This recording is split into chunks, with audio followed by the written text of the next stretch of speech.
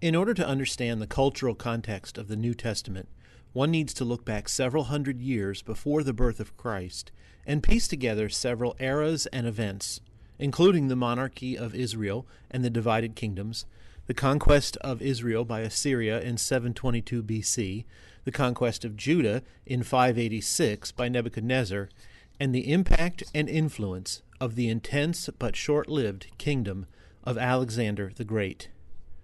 Born in 356 BC, Alexander was the son of Philip II of Macedonia, which is in northern Greece. Philip II accomplished a significant feat in history, conquering or annexing most all of Greece and Macedonia into one kingdom. He was just about to undertake the invasion of Persia in 337 BC when he was assassinated by one of his bodyguards. At the age of 20, his son, Alexander, became king. After solidifying his claim to the throne, Alexander took up his father's mantle and crossed into Asia Minor in 334 BC with approximately 54,000 soldiers. According to tradition, he showed his intent to conquer the entirety of the Persian Empire by throwing a spear into Asian soil and saying he accepted Asia as a gift from the gods. Region after region fell to Alexander's army, and in 333 BC he defeated the main Persian army under the command of Darius III. In the following year, 332 BC, he attacked Tyre, which he captured after a long and difficult siege. Alexander massacred the men of military age and sold the women and children into slavery. This incident is referred to in Matthew 11:22. When Alexander destroyed Tyre, most of the towns on the route to Egypt quickly capitulated, Jerusalem among them.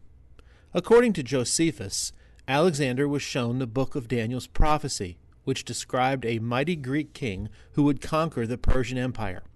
As a result, Alexander spared Jerusalem and pushed south into Egypt. After his conquest there, Alexander headed east towards Babylonia, which he conquered by 326. He turned his eyes towards India, but his army, exhausted by years of campaigning, refused to march further east.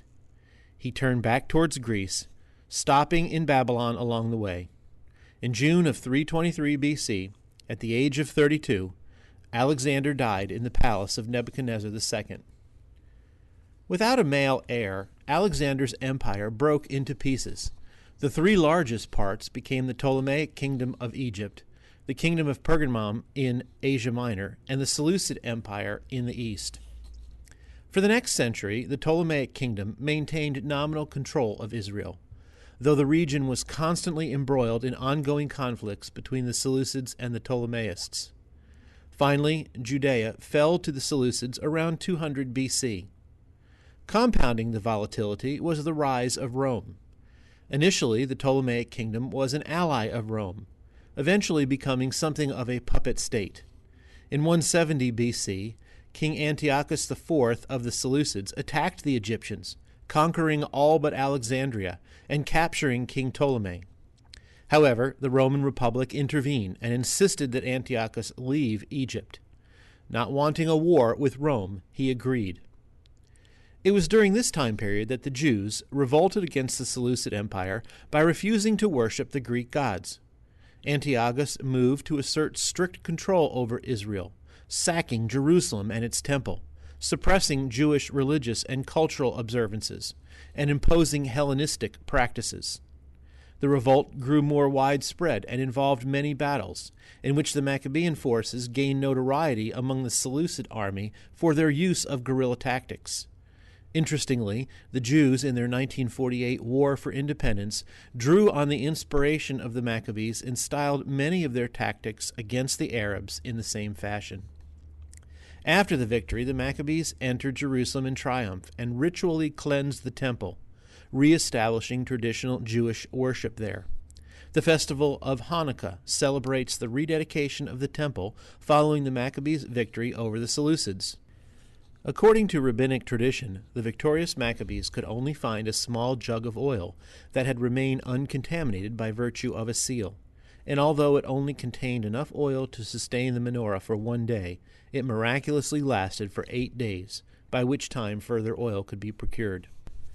The Maccabees ruled semi-autonomously from the Seleucids in the region of Judea. Matthias Maccabee was the first of many high priest kings who ruled, on down through Herod, who ruled from 37 BC until just after the birth of Christ.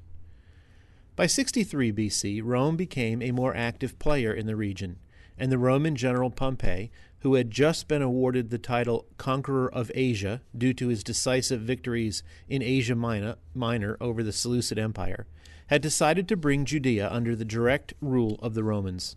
He attacked Jerusalem, and a siege ensued, which ended with the capture of the city. Pompey entered the Holy of Holies. This was only the second time that someone had dared to penetrate into this sacred spot. Judea had to pay tribute to Rome, and was placed under the supervision of the Roman governor of Syria, so that in Luke chapter 2 we read, "And it came to pass in those days that there went out a decree from Caesar Augustus that all the world should be taxed, and this taxing was first made when Cyrenius was governor of Syria." There is no question that Judea had been affected by the Hellenization begun by Alexander and continued by the Seleucids and the Ptolemies. Some Jews, mainly those of the urban upper class, wished to dispense with Jewish law and to adopt a Greek lifestyle. This conflict would continue through the time of the New Testament and would result in the bitter division between the Pharisees and the Sadducees. Thus it was that Jesus was born into a region that was largely Eastern in culture, but heavily influenced by Western Greek thought. In the world of Jesus and the disciples, the Greek language was spoken nearly universally in all of the areas where Paul traveled, and allowed him to easily communicate from Jerusalem to Rome. All learned people of the time would have been schooled not only in Greek philosophy, but art and architecture as well. Paul was well versed in Greek thought and poetry, and much of his writing and record of public speaking would be influenced by Greek rhetoric and oratory. Greek philosophy became the pop culture of the region, and would play a large part in the divide between Jews and Gentiles. This conflict between Jews and Hellenists would spill over into the new Christians of Jewish descent or Gentiles. You can look up Acts 6:1, where it says, "And in those days, when the number of disciples was multiplied, there arose a murmuring of the Grecians against the Hebrews, because their widows were neglected in the daily ministration."